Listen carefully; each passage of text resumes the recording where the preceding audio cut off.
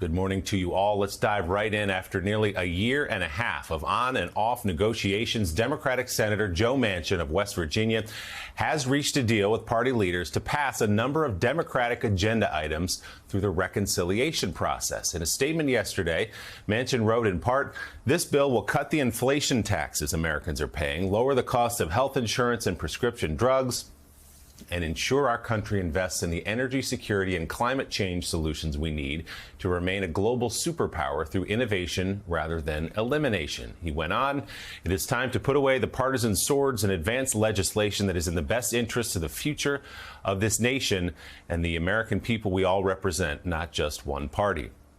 Let's bring in co-founder of Punchbowl News, Jake Sherman. He's been all over this story, also an MSNBC political contributor.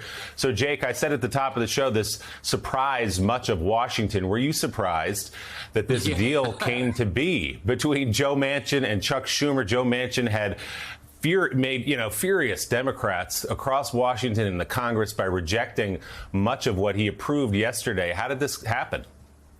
I was shocked. I was sitting in my desk in the Capitol, and I got this email, and I was like, "What is this?" The Manchin and Schumer kept this incredibly close to the vest, for which they deserve a lot of credit, a tremendous amount of credit.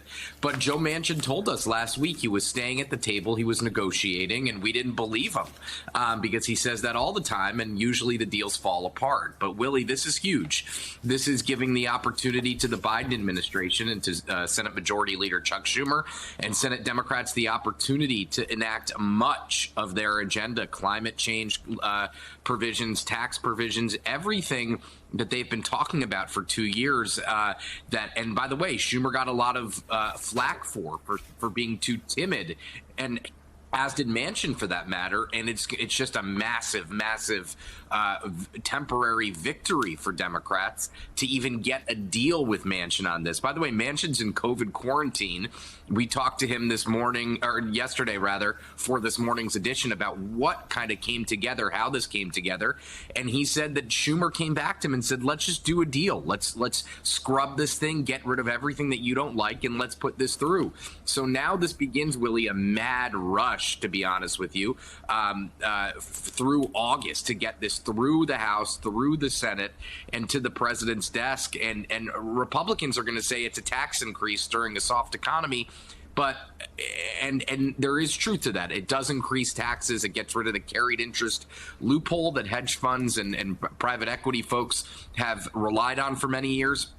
It institutes a corporate minimum tax, but Democrats feel like on the other end, it raises revenue. It enacts a huge swath of their priorities. So they're quite happy this morning. Yeah, I mean, it raises taxes, but as you said, it's a 15% corporate tax, a minimum corporate tax. And this has, lowering prescription drug costs, a lot of the wish list that the Biden administration has had for some time and progressives have had for many, many years. The question is, though, in a 50-50 Senate, if they're going to pass it through reconciliation, they need every one of those 50 votes plus Kamala Harris to break the tie. That opens the question to Kyrsten Sinema, who notably was not a part of these negotiations. Do you suspect she's going to go along with this? It's a real big question, Willie. I mean, Joe Manchin made the case to us that the tax hikes are so narrow on corporations that do not pay a 15% minimum tax, that have a $15 billion book value, which is in his telling is very few companies, and basically companies that are not paying their fair share. It doesn't increase marginal rates. It doesn't increase rates on individuals or pass-throughs. It is simply this corporate tax hike. So he feels confident that she should come along because a bunch of her priorities are in here.